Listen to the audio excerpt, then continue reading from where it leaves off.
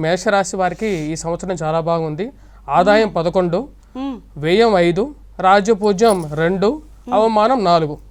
ఈ సంవత్సరం చాలా అనుకూలంగా ఉంటుంది. గురువు చతుర్థంలోకి ఉచ్చ స్థానంలోకి రాబోతున్నాడు.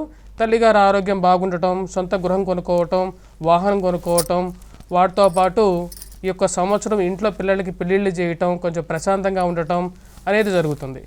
ఈ సంవత్సరం గురువు యొక్క సానుకూలమైనటువంటి స్థితి ఈ యొక్క సంవత్సరం ఈ రాశి వారికి అనుకూలమైనటువంటి ఫలితాన్ని ఎక్కువగా ఇస్తుంది.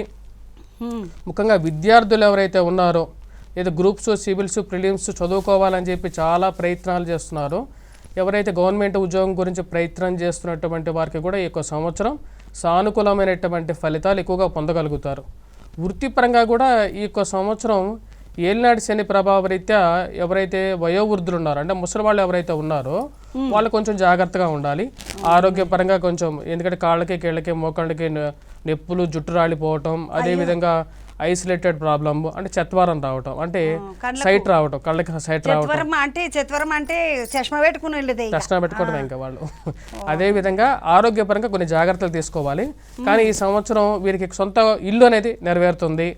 ఇంట్లో పెళ్ళిళ్ళు జరగటం, శుభకార్యాలు జరగటం అనేవి మంచి పనులు జరుగుతాయి. మళ్ళీ ఉద్యోగపరంగా మార్పులు, పదోన్నతి, అంటే మెయిన్గా ఎవరైతే ప్రమోషన్స్ గురించి ప్రయత్నాలు చేస్తున్నారో వారికి ఈ సంవత్సరం అనుకూలంగా ఉంటుంది. కానీ సెల్ఫ్ డ్రైవింగ్లో కొంచెం జాగ్రత్తగా ఉండాలి. సెకండ్ హాఫ్లో, అంటే సెప్టెంబర్, అక్టోబర్లో కొంచెం జాగ్రత్తగా ఉండాలి. కానీ రాజకీయ నాయకులకి ఈ సంవత్సరం అనుకున్న దానికన్నా కూడా మంచి పదవి వస్తుంది. అదృష్టం మంచిగా ఉన్నది.